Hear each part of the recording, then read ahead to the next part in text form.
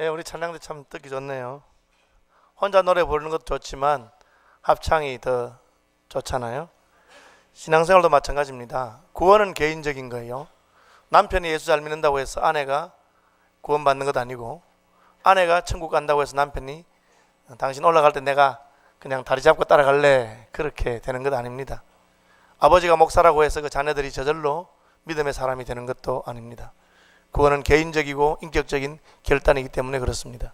그렇지만 예수 믿고 난 다음에 구원받은 자의 신앙생활은 절대 개인적일 수 없고 개인적이어서도 안 됩니다. 하나님께서는 우리를 혼자 부르신 것이 아니고 함께 공동체로 부르셨습니다.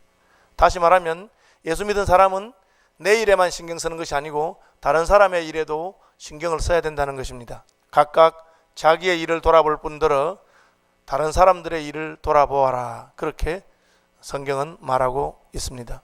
오늘 본문에 보니까 내 형제의 소나 양이 길을 잃은 것을 보거든 못 본 채 하지 말아라, 그렇게 말하고 있습니다. 길 가다 보니까 산에서 들에서 소가 한 마리 있습니다. 보니까 낯익은 소예요. 뒷집 철순의 소라고 합시다. 예, 김철수 장로님 아닙니다. 철순의 소인데 이게 그놈의 소가 왜 길을 잃습니까? 성격이 좀 별나겠죠. 평소에 말뚝 박아놓은 자리에서 그냥 가만히 있으면 소가 길 잃을 이유가 없는데 꼭 말뚝을 뽑아서 산로 들로 다니는 놈이 있다고 합시다. 그러면 길 잃는 거죠. 그런데 내가 지금 바쁜데 그 소를 잡아서 집에까지 데려다 주고 오려면 시간이 걸리잖아요. 그런데 하나님께서는 못 본 채 하지 말아라. 반드시 그것을 끌어다가 내 형제에게 돌릴 것이라, 그렇게 말했습니다. 형제의 소니까 돌려줘야죠. 그런 생각할 수 있습니다. 한국은 안면 문화잖아요. 낯선 사람에게는 함부로 대하지만 아는 사람, 친구, 또 친척, 그러면 잘 해줍니다. 하다못해 병원에 입원을 해도 병원 직원 한 명 알고 있으면 모든 일이 수월하게 잘 처리되고, 전혀 낯선 곳에 가면 하는 것마다 막히는 수가 일수입니다. 그렇지만 오늘 본문은 이 형제가 육신의 형제를 말하지 않습니다. 2절 보시면 내가 그를 알지 못하거든. 이게 무슨 말입니까? 형제를 왜 알지 못하죠? 그래서 다른 번역 성경 보니까 이웃이라고 번역된 말도 있고 내 동족이라고 번역되는 것도 있습니다. 쉽게 말하면 같이 살고 있는데 서울 산다고 다 압니까? 모르잖아요. 그렇지만 누가 소를 잃어버렸다, 그 사람 알거든 그 집에 갖다 주고, 모르거든 너네 집에 잘 보관하고 있다가 임자가 찾아났으면 돌려주어라, 그렇게 말하고 있습니다.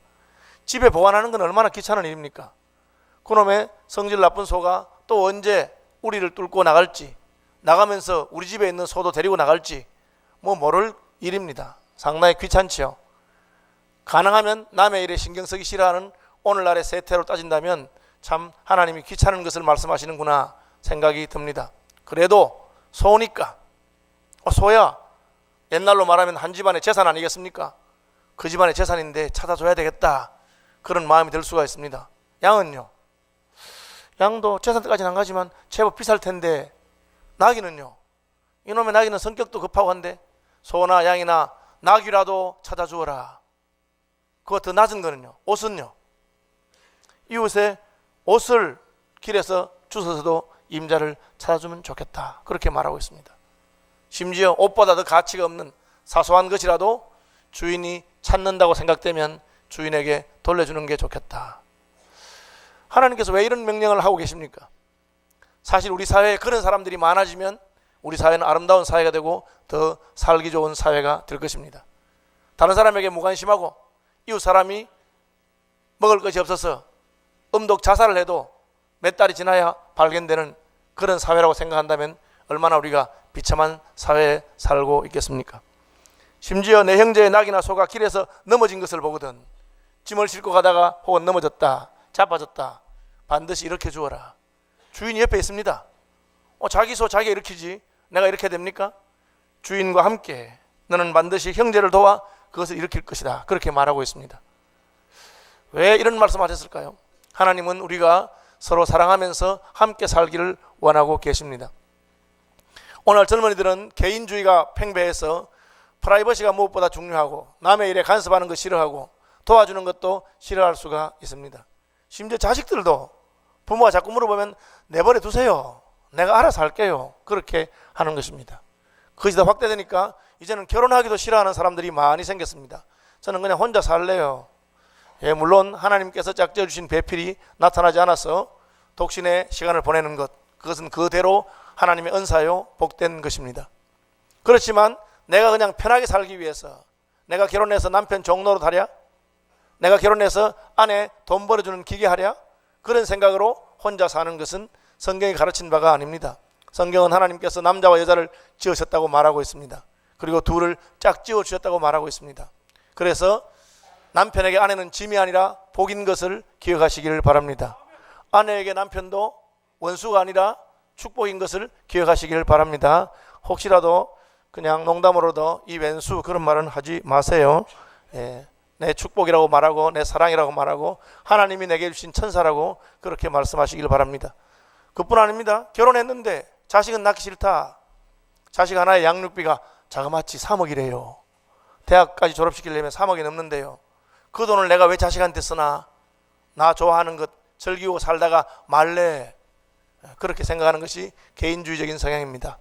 그렇지만 하나님께서는 아담과 하와를 지으시고 둘에게 결혼시키시고 생육하고 번성해라 그렇게 말씀하셨고, 시편 기자는 젊은 자의 자식은 장수의 화살통의 화살과 같으니 그것이 가득한 자는 복이 있다. 성문에서 원수와 대적할 때에 수치를 당하지 않을 것이다. 그렇게 말씀하셨습니다. 다시 말하면 자식도 짐이 아니라 축복이 된다. 하나님께서 주신 자식을 축복으로 생각해라. 왜 그렇습니까? 나 혼자 예수 믿고 천국 가는 것이 아니라 하나님을 섬기는 사람들의 가족이 확장되고 늘어나는 것을 하나님 기뻐하십니다. 그것이 한 걸음 더 나가면 교회가 되고 사회가 되고 이 나라와 민족이 되는 것입니다. 네가 모르는 사람이라고 하더라도 그 사람의 소가 자빠지거든 이렇게 세워주고, 네가 모르는 사람의 양이나 낙이라 하더라도 찾아서 주인에게 돌려주어라. 그렇게 하는 것이 그 사회를 더 아름답고 행복하게 만듭니다. 우리 집안에 그런 사람 있죠. 누굽니까? 어머니입니다. 자식들이 다 어질러 놓아도 엄마는 자기 일처럼 다 챙깁니다. 사실 집사람이 청소를 깨끗하게 해놓으면 제가 집에 들어가서 3분 만에 원상 회복시켜 놓는다, 그런 이야기를 저는 옛날에 들었습니다. 그럼에도 집사람은 핑계하지 아니하고 불평하지 아니하고 이날까지 잘 해주었습니다. 세월이 지나니까 이 어리석은 남편도 철이 들어서 요즘은 집사람이 어지른 게 보인다니까요. 제가 많이 발전한 거죠. 그렇게 자라나는 것입니다. 그렇게, 그러나 어머니가 없었다면, 아내가 없었다면 집안이 얼마나 참 삭막하겠습니까? 그런데 자기 일 아니지만 그것을 보는 사람이 있기 때문에 문제가 해결된 것이죠. 그렇죠? 제가 고등학교 다닐 때, 저는 좀 작은 교회에 있다가 고등학교 다닐 때 좀 큰 교회로 옮기게 된 적이 있습니다. 작은 교회 다니면서는 제가 믿음이 굉장히 좋은 사람인 줄로 생각했습니다. 왜냐하면 모태신앙이고 초등학교 때부터 새벽기도 나갔고 주일학교에 한 번도 결석한 적이 없고 교회 모든 모임에 빠지지 않고 성실하게 다녔기 때문에 제가 믿음 좋은 사람인 줄 생각했습니다. 개인적으로 본다면 저는 믿음 좋은 사람이었는지 모릅니다. 그렇지만 그때까지 저의 관심은 내가 어떻게 하면 예수 잘 믿을까, 내가 어떻게 하면 잘할까, 그것에 머물러 있었습니다. 제가 좀 큰 교회 갔는데 그 교회는 고등부만 200명이 모이는 교회였습니다. 거기서는 굉장히 충격적인 경험을 했습니다. 제 또래 친구들 가운데 주일날 아니고 토요일날 교회 가는 친구들이 있었어요. 저희들은 토요일에 교회를 따라가 보니까 이 친구들이 뭘 하냐면은 내일 고등부 모임이 모이는 고등부실에 유리창을 닦고 있어요. 아무도 시킨 사람이 없습니다. 그런데 내일 모이는 고등부실에 유리창을 닦고 휴지를 줍고 청소를 하고 있었어요. 저는 굉장히 충격을 받았습니다. 주일 아침에도 친구들로 먼저 와요. 뭘 하나 보니까 그 당시로는 그 교회가 1000명 정도 모이는 큰 교회였습니다. 70년대 초라고 생각하십시오. 그런데 주보를 적고 있어요. 오늘같이 주보 접는 기계가 없을 때입니다. 교인들에게 줄 주보를 애들이, 고등학생들이 식지도 않은 접고 있어요. 그래서 제가 참된 믿음이라는 것은 나 혼자 잘 먹고 잘 살고 은혜 받고 복 받는 것이 아니고 다른 사람을 헤아리고 다른 사람을 위해서, 공동체를 위해서 섬길 줄 아는 자리까지 나가는 것, 그것이 바로 우리의 믿음이 성장한 것입니다. 여러분 스스로에 한번 생각해 보십시오. 여러분 다른 사람의 일에 관심이 가고 남들이 어려우면 내가 마음이 아프고, 그것이 바로 사도 바울이 말하는 것입니다. 내 중에 누가 병들면 내가 병든 것처럼, 내 중에 누가 아프면 내가 아픈 것처럼 내가 애타하고 내가 신경이 쓰이고 내가 마음이 쓰인다. 그것이 영적인 가족이고, 그것이 바로 하나님께서 우리 때문에 애타하시고 우리 때문에 천국 보좌를 버리시고 이 땅에 오신 예수님께서 하신 일입니다. 하나님께서 저와 여러분의 믿음을 더 크고 깊게 만드시기를 바랍니다. 여러분, 그게 되면 얼마나 좋아요. 이 사회에 만약에 예수 믿는 사람들이 이웃을 위해서 사랑하고 섬기기 시작한다면 누가 예수 믿는 사람들을 싫어하겠습니까? 예수 믿는 사람들 말은 잘하지만 자기만 챙기고 자기들끼리는 좋아하지만 다른 사람에게는 전혀 사랑을 베풀지 않는다. 누가 예수 믿는 사람들을 좋아하겠습니까? 누가 교회가 가까이 오는 걸 좋아하겠습니까? 교회가 오면 그 이웃을 돌보는 것, 믿지 않는 사람들 가운데서도 그것이 은혜 받은 자, 복 받은 자의 책임이라고 생각하는 사람들이 있습니다. 경주에 가면은 최시문중이라고 만석군 집안이 있습니다. 7대를 내리 만석군이었습니다. 그 마지막 재산은 지금 영남대학교를 만드는 데 바쳤죠. 그분들이 육훈이라고 집안의 가훈 6개 중에 5번째는 사방백리에 굶어 죽는 사람이 없도록 하라, 그렇게 되어 있습니다. 우리가 부자로 사는데 적어도 만석군이니까 백리하에는 다 우리 논과 땅이 있는데 그 근처에 사는 사람들은 굶어 죽어서는 안 되겠다. 세상 사람들도 자기들이 부유하게 되고 복을 받으면 그것이 책임이 있다는 것을 알게 되는 것입니다. 내가 길을 가다가 소가 자빠진 거 보았습니다. 아이, 재수 없어. 나는 하필 이런 걸 볼까? 못 본 척 하는 것이 아니라 하나님이 나로 하여금 보시게 하셨다고 생각하고 그것을 자기 책임으로 보는 것이죠.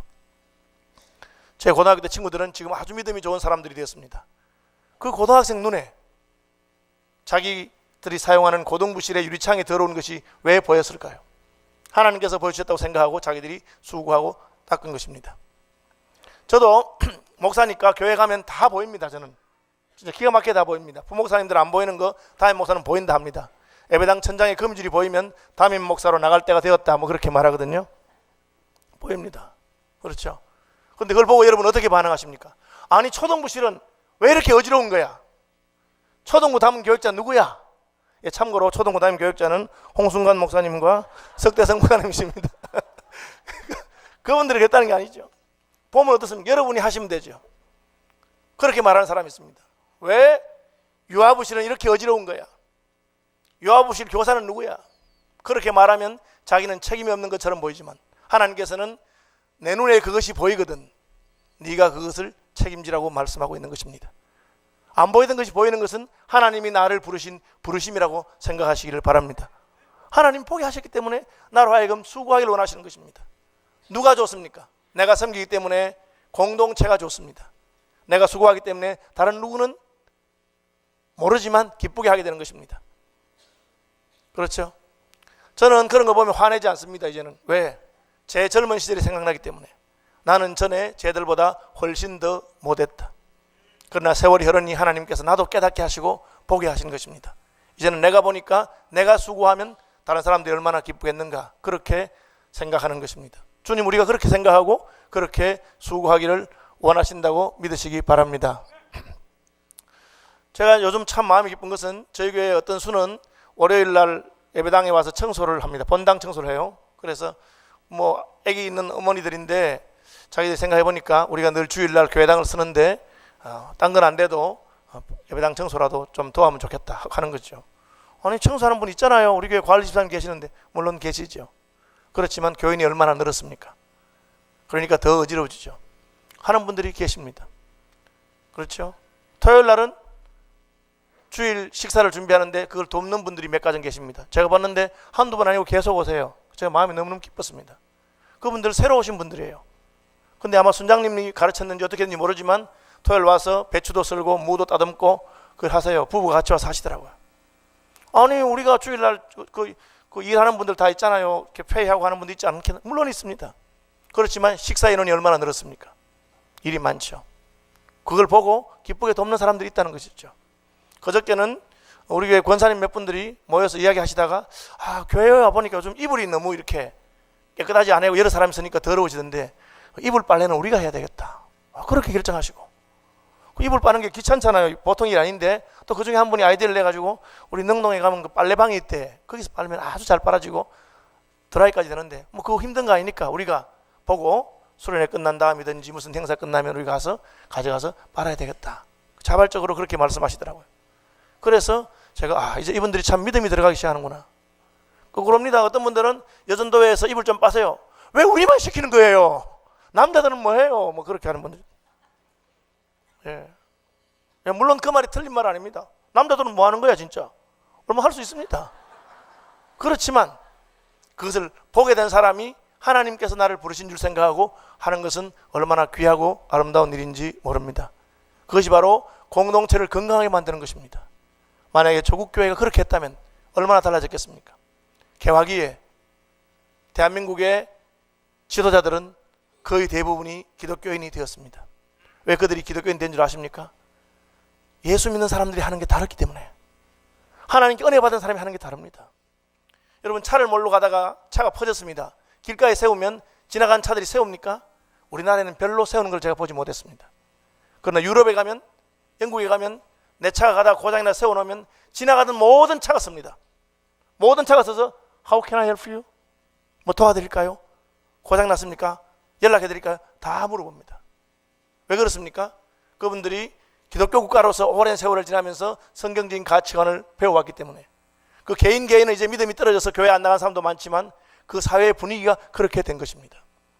그런 것을 본 개화기에 대한민국의 지도자들이 도산 안창호 선생이라든지 많은 사람들이 기독교인이 되었습니다. 그리고 기독교를 통해서 이 나라를 살려야 되겠다고 생각한 것입니다. 오늘날 어떤가? 조국교회가 이렇게 커졌음에도 불구하고 오히려 자기 개인의 축복과 개인의 신앙에만 머물러 있는 것입니다. 물론 예수 믿어서 개인이 복받고 예수 믿어서 개인이 잘 되는 것도 얼마나 귀한 일입니까? 예수 믿어서 저 바닥에 있던 사람들이 하나님 은혜로 올라오는 것 좋은 것입니다. 그러나 올라오고 나면 하나님의 은혜를 나눌 줄 아는 저와 여러분들이 되시기를 바랍니다. 본문에 아주 재밌는 말이 많아요. 한 걸음 더 나가서 남자는 여자 옷을 입지 말고 여자는 남자 옷을 입지 마라. 이게 무슨 이야기야? 하나님이 무슨 옷 입는 것까지 신경을 쓰시나? 그런 생각이 들지 않습니까? 새끼와 그 새가 알을 품은 것을 보거든 어미와 그 알을 같이 가져가지 말아라. 뭐 그런 것까지 이야기하고 있습니다. 이것은 하나님이 창조하신 것이 아름답다고 하는 믿음입니다. 하나님이 만드신 것이 온전하다고 하는 믿음입니다. 하나님이 만드신 그대로 살아라는 것이죠. 다시 말하면 요즘 남자 옷 여자 옷 구별이 있습니까? 유니섹스 모드라 그래서 남자 옷이나 여자 옷이나 같이 입는 옷이 얼마나 많습니까? 그 말은 남자는 남자답게 여자는 여자답게 하나님 만드신 대로 사는 것이 옳고 아름답고 좋다는 것입니다. 혹시 남자들 가운데 여자처럼 되고 싶은 그런 욕망을 가진 분이 여기도 계시는지 모르겠습니다. 어떻게 하겠어요? 그것이 병이든지 죄든지 어떻게 어쩔 수 없다 하더라도 성경은 그렇게 하려고 하지 말아라. 왜?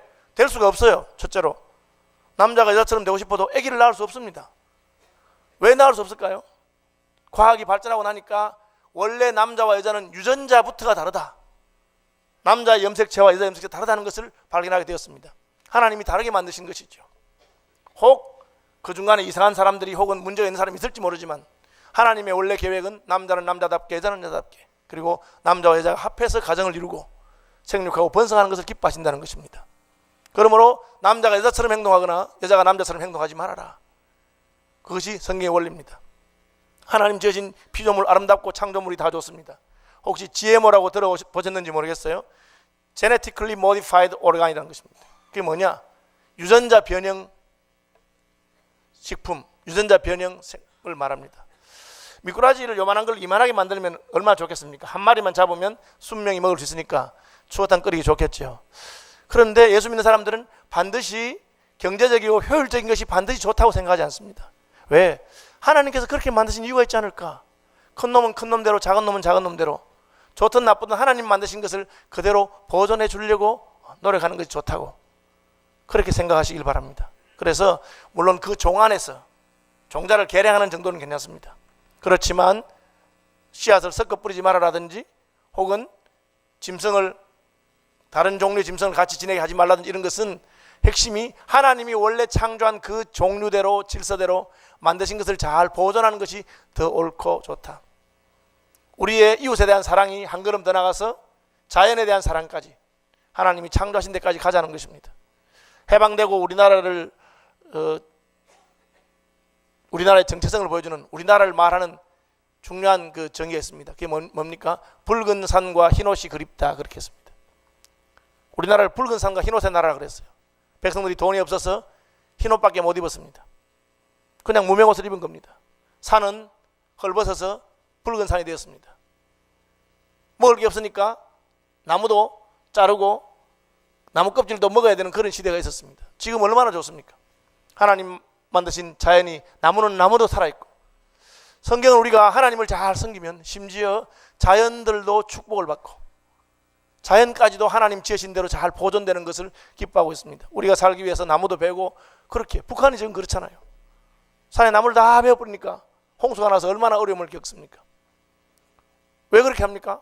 무조건 그냥 눈앞의 이익을 위해 사는 것이죠.